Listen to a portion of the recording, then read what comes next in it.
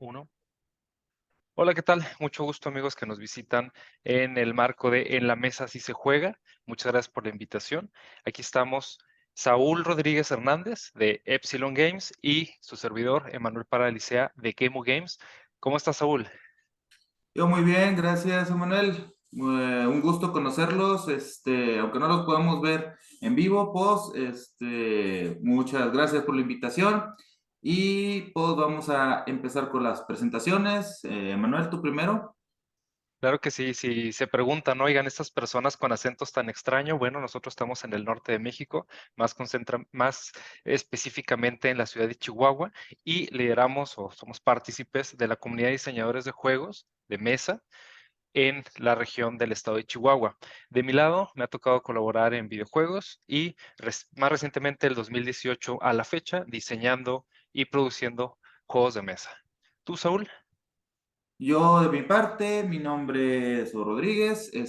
Ahora traigo la marca de Epsilon Games. Soy Rollmaster desde hace 10 años.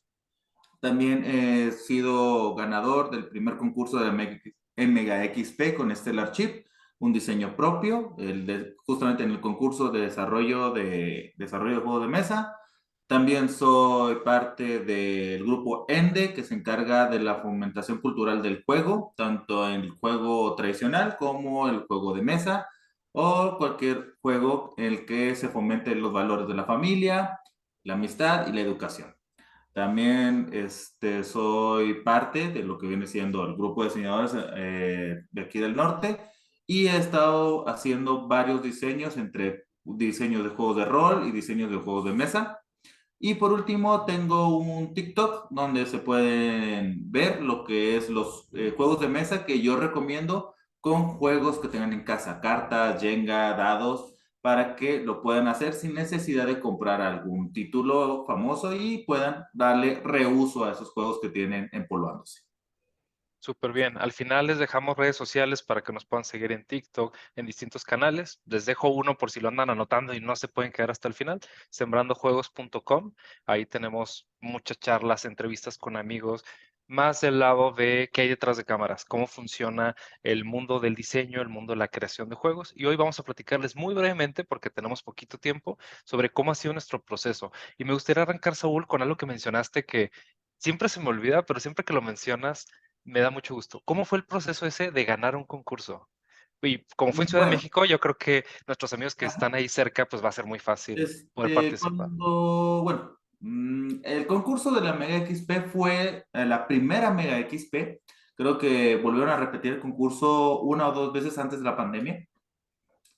Y ahorita no tengo el trofeo porque pues estoy cambiándome el estudio justamente por los TikTok y quiero empezar a grabar lo de los juegos y en vivo. Pero el concurso en sí trató de que tú tenías la modalidad de mandar tu juego en free to play para que los jueces vieran tu juego, lo jugaran y después, si tú pasabas al segundo evento, ya podías ir tú a México a concursar ya con el público. Éramos tres concursantes, era el señor Salvador y no recuerdo bien su nombre, ahorita se me olvidó, pero es uno de los dueños de Orc and Trolls. Creo que ahora se llama Orcs nomás, pero él también llevó uno de sus diseños, una tienda de juegos allá en Ciudad de México. Saludos, por cierto. Y pues yo con Stellar Chip. Entonces el concurso era muy sencillo, era el público, iba a presentar tu juego y el público votaba. Yo gané porque pues mi juego le gustó mucho a la gente y pues me premiaron con lo que es crédito en lo que es juegos de mesa en la tienda de Beer y también me dieron mi trofeo y un diploma el cual pues me decía que yo era el ganador. Realmente fue una experiencia bastante novedosa para mí. En primer lugar porque nunca había ganado un premio por haber diseñado un juego. He diseñado varios juegos, pero pues va. Aquí en México pues no se diga que se premia cada rato juegos de mesa, ¿no? Entonces yo estuve ahí, estuve concursando con mis otros compañeros y fue un momento bastante interesante en mi vida porque por el primer lugar, acá en el norte, más aquí en la capital Chihuahua, no está tan grande lo que es la comunidad. Es verdad que Ciudad de México tiene mucha gente y pues aunque te gusten los juegos de mesa, si son poquitos, son muchos por la cantidad de gente. Pero ver tanta gente reunida, ver tanta gente hablando de juegos, jugando, conociendo familias, amigos, de todo tipo, realmente fue una experiencia muy diferente a lo que había vivido acá. Entonces, cuando yo presenté el juego, yo realmente me sorprendí mucho de la cantidad de gente que lo quiso jugar, la cantidad de gente que quiso hacer una partida, incluso tuve que pedir apoyo porque pues, no alcanzaba a que toda la gente jugara.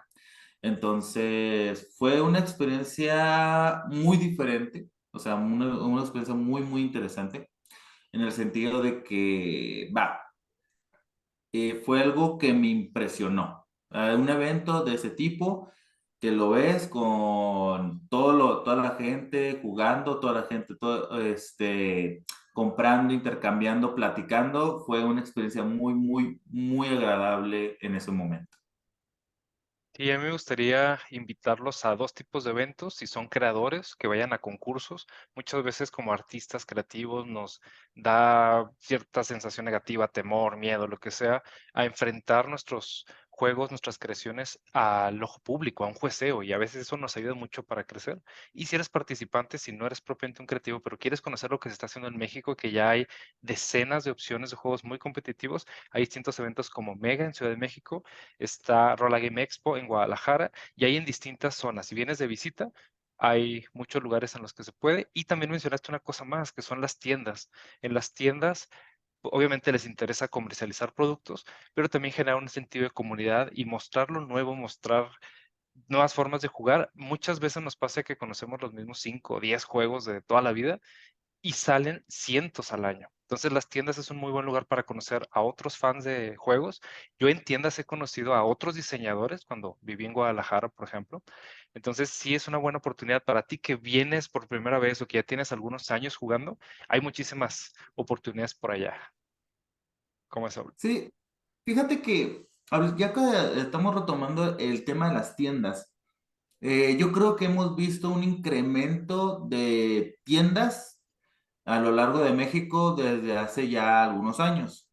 Y es que hay que ser muy precisos en el sentido de que el juego de mesa se ha estado metiendo mucho a la cultura ya de las personas. O sea, ya no es algo, digamos, algo solo para niños, como lo veían muchas personas. O yo, por ejemplo, que yo estaba en una juguetería, trabajé 2 años en una juguetería. Yo hablaba mucho con las personas y muchas de ellas buscaban el tan famoso juego de Catán.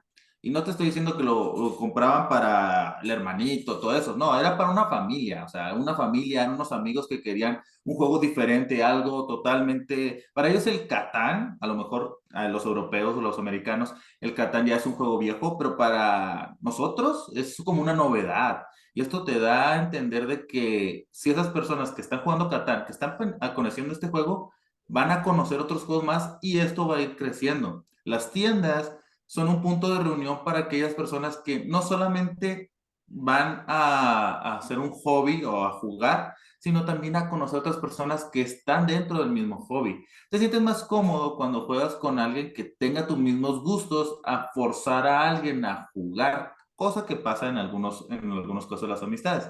Entonces llegas a la tienda y las de la tienda regularmente siempre te enseñan a jugar, siempre te enseñan a nuevos títulos. Muchas tiendas tienen redes sociales y en eso crece otra parte de la comunidad, que estamos hablando de las comunidades lúdicas. Comunidades donde pues, las personas ya se integran a un grupo y juegan. Aquí en Chihuahua pues teníamos Estandarte, que Estandarte fue una comunidad que duró hasta el cierre de las bibliotecas de la pandemia, pero fue un lugar donde muchos empezaron a encontrar nuevas amistades. Un lugar donde todo el mundo empezó a tener ya ser parte de algo que les gusta. Y el juego de mesa yo creo que da mucho ese gancho por ser un juego social, un juego donde realmente estás pegado con tus compañeros. Completamente. Revisa en tu universidad, si estás estudiando, en tu trabajo, es relativamente fácil iniciar un grupo. Sí, definitivamente recomiendo mucho que se unan en comunidad. La diferencia quizás principal entre algunos videojuegos que se juegan cada quien en su pantalla, acá compartimos la misma mesa y es un espíritu muy bonito en el sentido de unión familiar. Yo, por ejemplo, tengo amigos en Ciudad de México que ellos se encargan de reconstituir tejido social, de reconstruir comunidad por medio del juego de mesa. Es algo impresionante que, si bien yo soy diseñador de videojuegos y fan de los videojuegos, pues dan otro tipo de conexión audiovisual. Por ejemplo, en el cine, cuando estamos viendo una película nosotros juntos, pues no estamos conviviendo, estamos pasivamente observando a la pantalla. Algo parecido sucede con los videojuegos y sin decir que uno es mejor otro, nos encantan todos, pues el juego en la mesa nos da un sentido de convivencia único. Entonces, sí los invitamos quizás a pausar un poquito la pantalla y a convivir. Y dejo una invitación más, a conocer los productos mexicanos, porque ya la barra de calidad está cada vez subiendo más. Mencionaste Catán. Catán es un juego del 95 más o menos, o sea, tiene muchísimos años y cada 5 años, cada año salen un montón de productos nuevos. En México, por decir algunos cuantos, hay campañas de Kickstarter exitosas, hay juegos como los chihuahuenses, por ejemplo, Dynamine o Dynamine, más los juegos de nosotros. O sea, hay una cantidad increíble de juegos. Por ejemplo, les puedo platicar de que acá estuvimos haciendo uno muy casual, muy ligero para el Mundial de Fútbol y nos subimos sobre tendencias que nos gustan a los mexicanos. O sea, el fútbol, el combate directo, juegos de guerra. Yo veo, por ejemplo, que hay algunos conocidos, son super fans de Risk y eso les ha ido involucrando a otros juegos de guerra parecidos. Hay juegos donde no hay conflicto, etcétera, etcétera. ¿Cómo ves actualmente, por ejemplo, en zona norte y en regiones que has visitado, el panorama del juego mexicano? Mexicanas jugando juegos mexicanos, ¿qué has visto? Mira, mexicanos, juegos mexicanos. En primer lugar, tenemos que ver que esta influencia del juego de mesa, el juego de mesa moderno, siendo más precisos, eh, trae ahorita una oleada de gente que está aceptándolos con facilidad. O sea, mucha gente, yo le he enseñado, y yo creo que tú también, has enseñado juegos modernos o juegos diferentes de personas que a lo mejor nunca han jugado algo más allá del Uno o del Turista o del Jenga, juegos tradicionales, y les hacía su juego y para ellos es un cambio muy fuerte, o sea, no creían que existía eso, no creían que pasara eso. Entonces, cuando las personas ven esto, ven que hay una nueva mecánica, una nueva forma de jugar, una nueva regla en la mesa, digamos, en este caso, del entretenimiento, cuando hablamos de digamos, este entretenimiento, como dices tú, fuera de la pantalla, es un cambio muy radical en las personas. El cambio es tan radical a veces que las personas se vuelven lúdicas completamente, o sea, ya compran juegos de mesa en vez de comprar juegos de video. A algunas personas, yo me acuerdo que entré a un live de una persona que tiene una tienda y él decía que jugar juegos de mesa en cualquier pantalla digital o algo así, ya lo convertía en videojuego, porque jugar un juego de mesa en una pantalla es muy diferente a jugarlo en la vida real.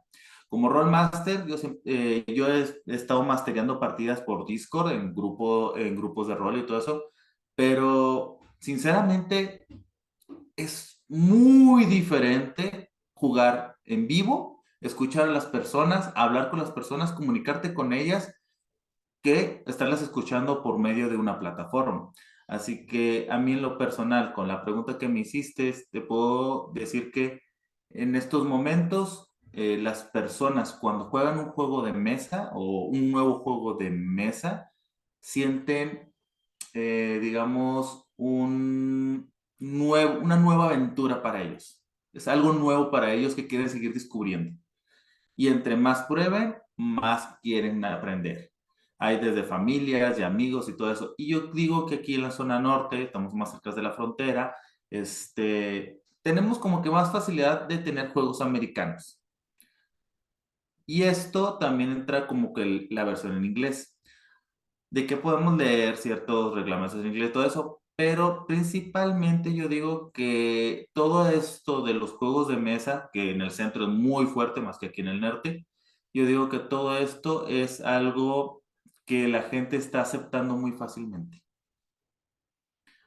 Tú, como mencionabas, o sea, tú participaste en diseño de juegos digitales y todo eso, o sea, ¿tú qué podrías comentar sobre lo que es los juegos? En este caso, estamos hablando de los juegos de mesa en sí.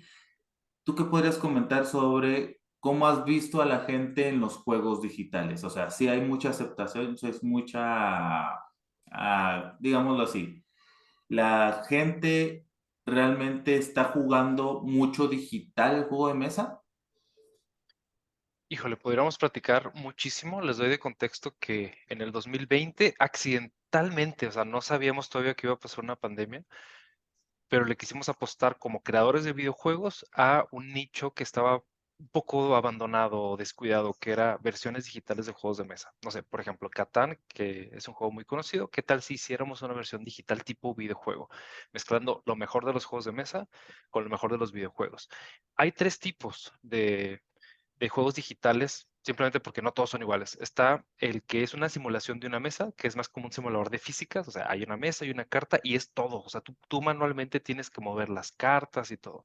Hay una simulación, por ejemplo, en una plataforma muy famosa que se llama Board Game Arena, que es prácticamente el juego, pero una página web, y si bien no se parece una vista 3D de una mesa, es una forma muy rápida de jugar porque está automatizada y si le picas un botón, las cartas se acomodan, etcétera. Es una forma incluso de practicar, de entrenar o de jugar en línea tú y yo si estamos a kilómetros de distancia. Yo creo que esa fue la propuesta ganadora, pero ahorita explico por qué. Y la última son versiones premium. Por ejemplo, un juego muy famoso, Root, es el juego de mesa, pero reimaginado como un videojuego. Son personajes animados, tiene música, tiene automatización, tiene campañas, modo en línea. Y eso fue el segmento en el que nosotros como estudio creativo le apostamos y nos fue muy difícil porque llegar a la calidad que da un juego de mesa, pero como si lo reimaginaras como un videojuego, requiere mucho recurso, requiere mucha publicidad y como estudio pequeño nos fue muy difícil competir en ese segmento, pero hay cuatro o cinco empresas muy fuertes que hicieron mucho, yo diría, mucho dinero, muchas ventas. Pertenezco al grupo de, digamos, de participantes en esta industria y somos 20 empresas probablemente, pero hay unas que han logrado vender en torno a 1000, 5000, 10,000 copias. Y alguien que vende muchísimo más de 10,000 Fíjate, copias es un montón. o sea, Ah, bueno, si quieres termino. fíjate que Un cuando hablaste juego. de eso, me acordé de un estudio. Ah, Ok, es que dale. tenemos un pequeño delay. Déjame termino y te paso la bola. Hay un juego muy famoso que es Wingspan, Vale. que vendió millones de copias en físico y le fue muy bien en la versión digital. Hasta ganó premios en Play Store y todo. Entonces, sí, la versión digital es un pequeño porcentaje del juego físico y son en condiciones muy, muy, muy específicas. Por ejemplo, si quieres jugar el mismo juego con gente que hable múltiples idiomas, el juego se juega por ti. O sea, una persona ve la versión en japonés y el otro la ve en español y se pueden entender de cierta manera sin hablar el mismo idioma. Eso es increíble. En el juego de mesa físico no lo pudieras hacer. Jugar a distancia no lo puedes hacer. Pero cierro la idea con que de esas versiones, o sea, imagínate pagar, no sé, 100, 200, 500 pesos por una versión digital, a nosotros nos hace sentido, pero el jugador dice, pues no, mejor ese dinero lo gasto en un videojuego que ni es un juego de mesa completamente, sino que tiene música, tiene historia, tiene otras cosas. Entonces, sí es un segmento muy difícil, es un nicho dentro del nicho y eso solamente ciertas empresas pueden permitírselo. ¿Tú cómo ves? Fíjate que, bueno, dijiste algo muy importante, y es que cuando hablaste sobre los juegos de mesa, el digital, sacó un estudio, bueno, sigo varios streamers y sigo varios youtubers, siempre uno tiene que estar informado, y entre ellos hay uno que se basa mucho en ciertos datos, más de videojuegos, o sea, se centra más en videojuegos. Sin embargo, entre los datos, que pues, estuvo muy interesante, saca una media, bueno, una medida de cuáles son los juegos más buscados, o sea, cuáles son los videojuegos más buscados, hablando en computadora, se centra en computadora. ¿Cuáles son los juegos más centrados? Y te pone cantidad de juegos hechos y cantidad de juegos demandados. Es decir, la gente busca estos juegos y hay esta cantidad de juegos. ¿Va? Ahorita el mercado estaba saturado, así, estaba saturado de first person, o sea, de first person shooter como Warfare y todo eso, estaba saturado. De MMORPG, o sea, no sé, WoW, Conan Exiles, todo eso, Ragnarok, también estaba saturado el mercado. La demanda, evidentemente sí había una demanda, pero estaba saturado, o sea, había más juegos que demanda. Y curiosamente, uno de los juegos más demandantes y que había muy pocos títulos eran los deck building, o sea, juegos de haz tu aventura con cartas. Entonces, había muy pocos títulos y había mucha demanda. Había mucha demanda. Entonces, ya empezó como que a ver más más de buildings, pero en su momento estamos hablando que había, ¿qué te gusta en el mercado? 10 títulos y la demanda estaba por 10 o por 10 o por 30. O sea, había más gente que buscaba esos títulos que había títulos, mientras que en el otro había muchos títulos y había poca gente. Entonces, cuando se habla de juego de mesa en digital, yo me he topado gente que a lo mejor no puede jugar en físico, no puede jugar en físico y les gusta mucho el digital. Hay un compañero en Estandarte que yo lo conocí de Ciudad de México y él solamente lo conozco por digital y a él le gusta jugar en digital porque dice que se acomoda a sus horarios, como le gustan mucho los euros, entonces como toma turnos, entonces dice, ah, ok, yo entro a 5 partidas, hago mi movimiento, paro y luego me acuerdo, hago otro movimiento en otra partida y así le gusta jugar a él, ¿verdad? En físico no me ha tocado jugar con él, pues saludos, Marca, pero la verdad es que el juego digital, incluso en pandemia, yo digo que fue una novedad que mucha gente no conocía.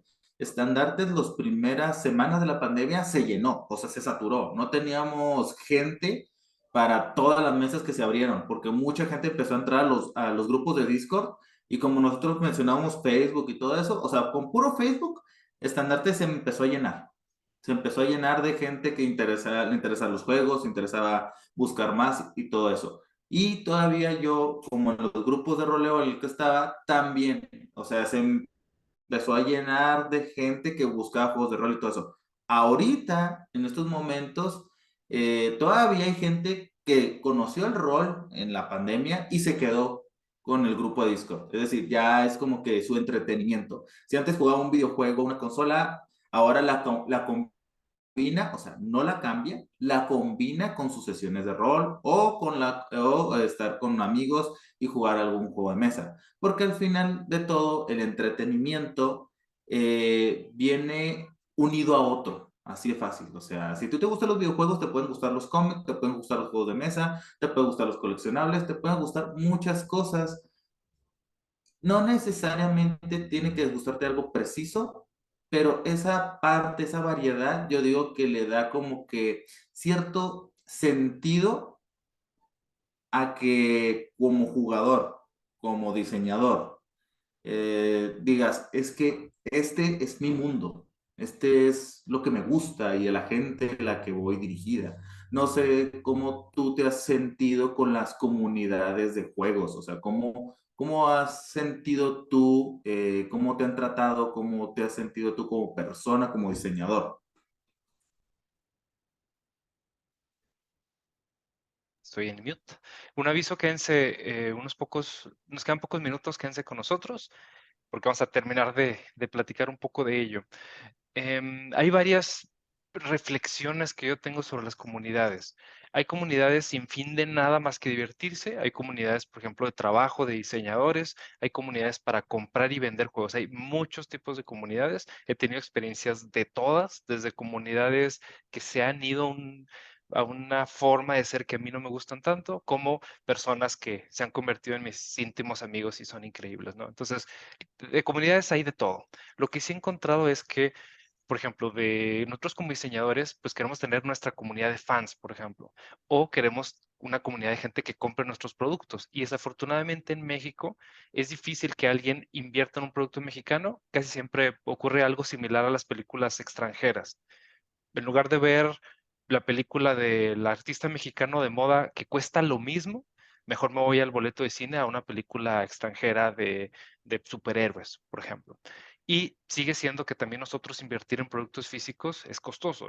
Nosotros creamos ciertos juegos y se nos quedaron en la bodega porque es difícil moverlos y desplazarlos. Hay datos de algunos amigos, saludos a los chicos de Detestable Games, que nos comentan que el consumo en México, por ejemplo, una plataforma de fondeo colectivo crowdsourcing Kickstarter, son 100 personas. O sea, en todo el país, en más de 100 millones de habitantes, solamente confían en una preventa 100 personas.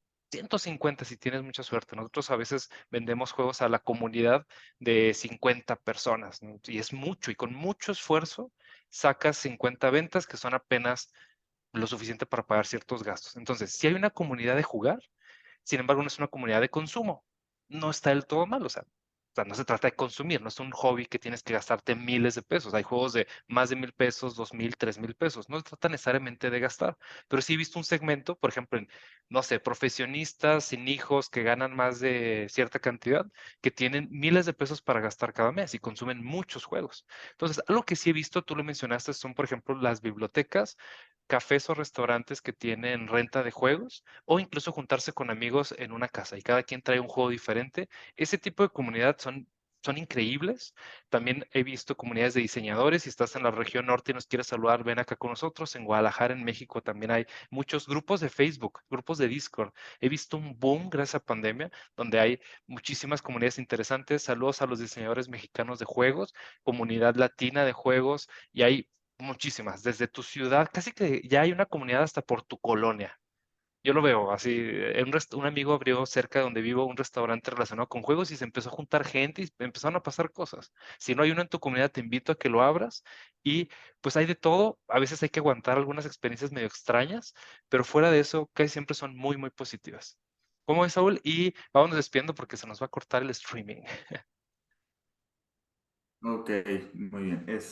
Bueno, nomás para cortar, justamente para terminar, como dijiste tú, sobre los diseñadores mexicanos, den una oportunidad. O sea, es verdad que a lo mejor tú tengas altas expectativas, tú tienes, no, es que yo no me juego de juego de este autor o todo eso. Realmente es un juego. O sea, si el juego te divierte, ya cumplió. Es lo que siempre he dicho. Si el juego te divierte, ya cumplió, porque para eso está diseñado.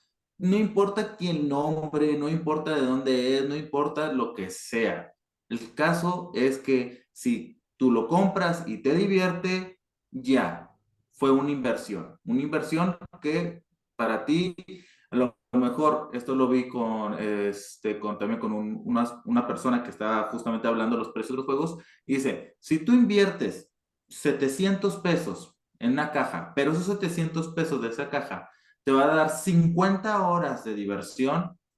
Eso, 50 horas, te las dio solamente una caja de 700 pesos. ¿Cuántas veces no hemos tratado de encontrar algo que nos divierte o encontrar alguna diversión o algo y se nos va el tiempo y al final tendremos que volver a trabajar, tendremos que cumplir nuestras tareas y no hemos tenido este momento? En cambio, si tú le das la oportunidad a alguien que ha trabajado para que tú te diviertas, yo creo que lo menos que puedes hacer es agradecer y, en este caso, respetar el trabajo de la gente. No porque eres un diseñador de juegos o no porque estás haciendo jueguitos, no significa que no sea, que sea fácil. O sea, divertir a la gente es lo más difícil. Los comediantes mismos lo han dicho, o sea, hacer reír es lo más difícil del mundo. Hacer llorar es fácil, hacer reír es muy diferente. Bueno, les agradecemos mucho por llegar hasta hasta este punto. Damos gracias a Saúl de Epsilon Games con Y. Yo soy su servidor, Emanuel Parada de Licea, eapl.mx de sembrandojuegos.com. Síganos en redes, ahí seguimos platicando. Nos encanta charlar por horas sobre estos temas que nos apasionan tanto. Muchas gracias, sigan disfrutando el evento y nos vemos. Nos vemos.